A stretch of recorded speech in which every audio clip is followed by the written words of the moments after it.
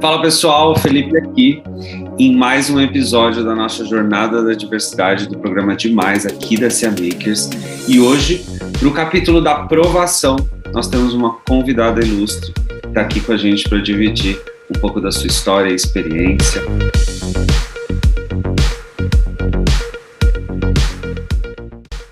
Bem-vinda, Karina. Se apresenta aí para o nosso público. Olá, eu sou a Karina Sotero. Eu sou professora, mãe, mulher e trabalho 3 turnos por dia. Essa conquista, entre aspas, que vem sendo feita ao longo do tempo, não foi em decorrência de um protesto, né, como todo mundo pensa, que as mulheres saíram protestando, que elas queriam atuar no mercado de trabalho, não.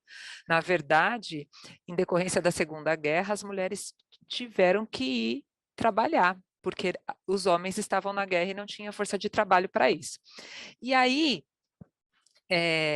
esse empoderamento, eu fiquei pensando um pouco sobre essa palavra, sobre o empoderamento, e eu acredito que o empoderamento, se a gente for procurar o significado, é a ação de você se tornar poderoso, né? E isso não tem nada a ver em você ser superior a outras pessoas. Então, eu acho que à medida que você empodera certo grupo, você, na mesma medida, deixa de empoderar outros grupos. Então, eu tomo bastante cuidado em tratar desse tema, mesmo porque isso, para mim, foi um acontecimento muito recente. Muito recente. E aí eu percebi que somente depois de muitos anos, é que eu fiz um movimento de emancipação individual, que isso que o empoderamento que a gente fala, é buscar ter o domínio da própria vida. E como é que foi reconhecer tudo isso? Porque hoje o tema, né, empoderamento, ele está em várias pautas de minorias. E quando a gente fala de diversidade, a gente nunca deixa de falar das mulheres, né? Uhum. Na tua visão, como que se dá esse empoderamento? Como que é esse processo? E por que a mulher precisa disso? Então, eu acho que à medida que o tempo passa, nós nos esquecemos de quem nós realmente somos. E aí, as múltiplas tarefas que nos envolvem, elas nos sobrecarregam e a gente tira o olhar de nós. Então, você não decide mais por si, você não toma conta da sua própria vida financeira. No meu caso, eu não tinha nenhuma conta pessoal bancária. Então, isso eu precisava dessa emancipação individual, ter domínio sobre a minha própria vida.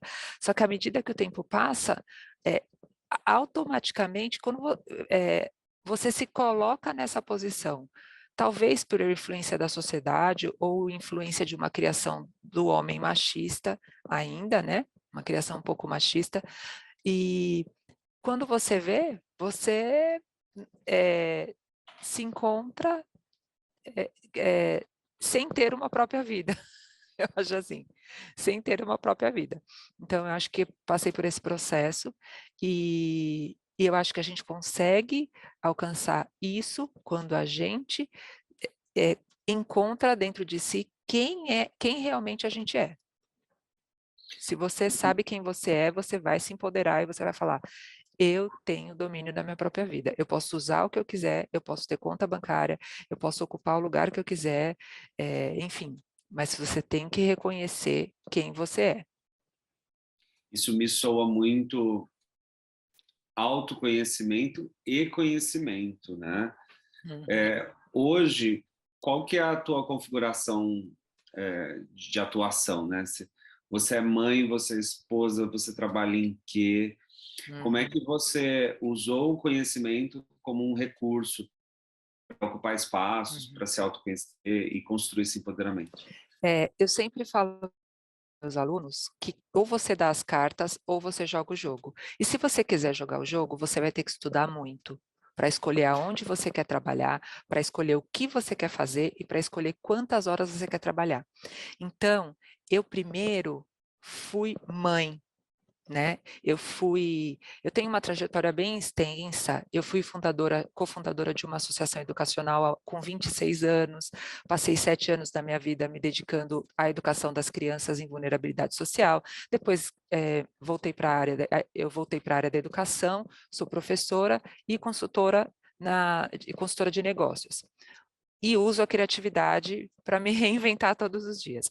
Então, assim, eu percebo que eu só consegui fazer o que eu quero, fazer o que eu gosto, quando eu acessei o conhecimento. Então, em várias situações, eu era a única palestrante mulher num ciclo de palestras, ou eu era a única mulher escrevendo um artigo científico, sabe?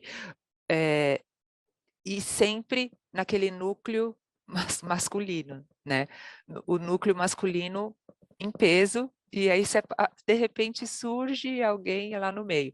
Então, eu acho que o conhecimento permite que você acesse essas portas, porque ele te empodera, ele te capacita, porque senão vão continuar dando as cartas e você não vai vão continuar, você vai continuar jogando o jogo. E me parece que esse trânsito, né, de caminhos é muito desafiador para a mulher. Como lidar com as emoções para conseguir ir fazendo essas articulações e lidando com a predominância masculina? Então, eu com certeza a mulher ela ganha menos, ela ocupa menos cargos de liderança, enfim. E emocionalmente a gente vive um acúmulo e uma sobrecarga. Por quê? Porque você entra dentro de uma casa como esposa, eu sou esposa, e a sociedade já pressupõe que você vai lavar a roupa, que você vai passar, que você vai cozinhar, e que você vai trabalhar e que você vai cuidar do filho. Então, basta ser mulher para você já ter tudo isso de sobrecarga. Então, isso causa um estresse e uma ansiedade muito grande, porque você não é perfeito e você não dá conta de tudo. A forma que eu encontrei é aceitar os meus limites, eu não vou dar conta de tudo, mesmo porque esse tudo não me corresponde. Isso não é para mim. Quem disse que eu tenho que cozinhar e quem disse que eu tenho que lavar? Foi uma construção social, uma construção histórica social, retrógrada, que hoje é do passado. Então, assim, e eu sempre contestei, falei, isso não é possível, só porque eu sou mulher eu já tenho toda essa sobrecarga, tenho todas essas atribuições, por que não um homem? Por que não uma divisão de tarefas? Então, eu nunca aceitei isso. E o jeito que eu encontrei foi, tem coisas que eu não faço. Não dá. Não dá para fazer. Você tem que saber o seu limite. E saber que você não vai conseguir fazer tudo certinho. E meu marido, aí ele corta um dobrado, porque ele aprendeu a dividir. Quantos e quantos homens foram acostumados com as mães levando o prato na mão e eles no sofá assistindo TV? Isso é um absurdo. Quantos e quantos não sabem lá colocar uma roupa dentro da máquina? Desculpa, isso não é tarefa de mulher. Isso é tarefa de todos, porque todos somos seres humanos. E essa é uma visão que precisa ser refletida na sociedade, principalmente quando a gente fala dessas lutas das minorias e sobre como que a sociedade vai respondendo a esses movimentos, né? Você se tornou uma pessoa bem-sucedida e dentro da academia, dentro do mundo dos negócios. Inclusive, você tem trabalhos também relacionados diretamente à pauta da diversidade, né? Uhum, sim. Então, e eu já trabalhei muito com, eu sempre procuro contribuir no respeito, né, no respeito a todos. Já vi e já presenciei mulheres sendo violentadas, e isso acontece sempre. Então, eu percebo que é necessário uma reflexão, sabe? Uma reflexão, por quê? Porque a sociedade, ela é o reflexo das pessoas que estão nela, do modo de pensar, do modo de viver. E a gente aprende a viver, a gente não nasce sabendo. E eu acho que as mulheres, elas precisam também aprender a viver, elas precisam aprender, porque mesmo diante de tantas informações, eu fui me apagando, apagando, apagando, ao momento que eu falei, não, eu preciso tomar conta da minha própria vida, porque é fácil você se enveredar por esse caminho, sabe? Você ficar na dependência de uma pessoa, você não saber resolver as coisas. Então, eu vejo que é uma reflexão, tanto para a mulher, quanto para o homem, quanto para todos nós. E é interessante ouvir isso, porque a gente te chamou para esse episódio da aprovação, né?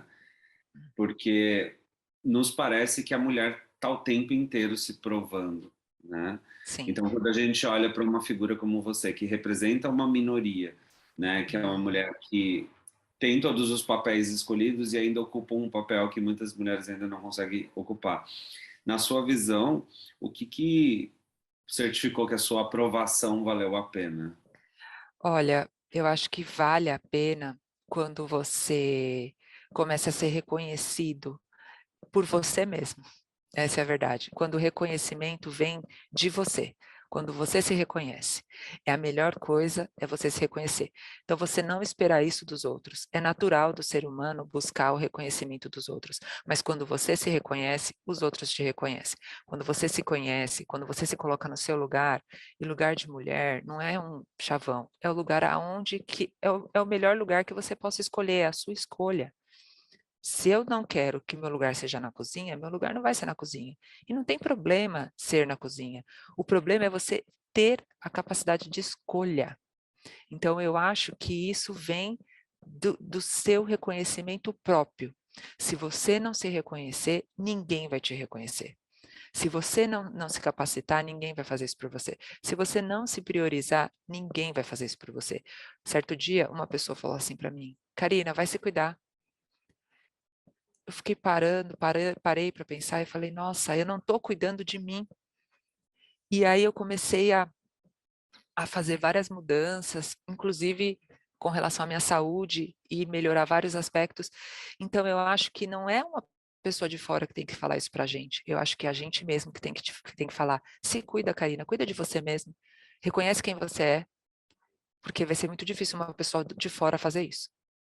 E olha como a aprovação está muito ligada ao autoconhecimento, como você trouxe, porque mesmo você hoje, né, sendo uma mulher independente, né, e que dá conta de família, de trabalho, de aula, de etc e tal, ainda precisa se provar o tempo inteiro, né? Sim, Porque o sim. cuidado está nesse lugar.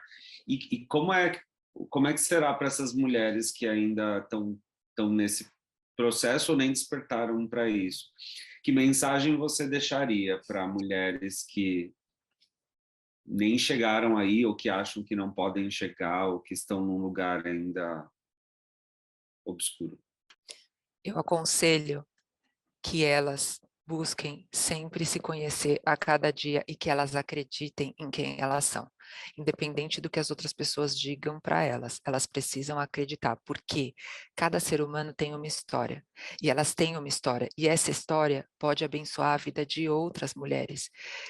E então, se reconheça, sabe? Olhe para dentro de si, porque tem uma força dentro de você. E não é só das mulheres. Dentro de cada ser humano tem uma força, tem um propósito, tem um valor, tem uma missão, tem um destino.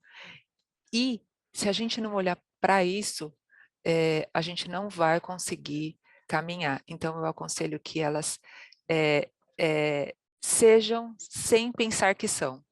Se você acha que você não é, vamos começar a tentar, faz um exercício de ser, né?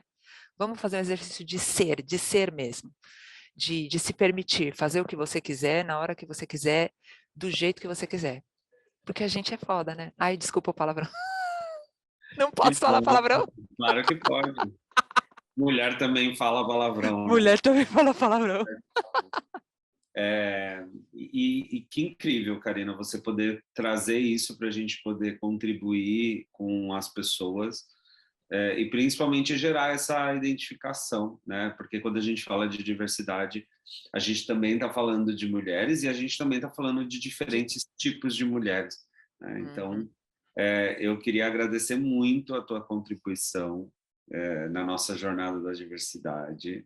É Ah, claro que a gente adorei. está longe de esgotar tudo que a gente pode conversar acerca desse tema, mas com certeza alguma mensagem vai chegar de formas diferentes, em corações diferentes, para que todo mundo desperte para esse autoconhecimento e esse acesso ao conhecimento. Então, eu me conheço dentro para poder conhecer por fora, né? E a aprovação é todo dia, né? Todo dia, porque você luta com. O pior inimigo é você mesmo. Você luta com você mesmo. Então, você luta com o seu pensamento de que você não é capaz. Você luta com o seu pensamento de que você não vai conseguir. Então, essa é a maior luta. A gente precisa vencer a gente mesmo. Muito bom. E como é que as pessoas acompanham o seu trabalho ou te encontram?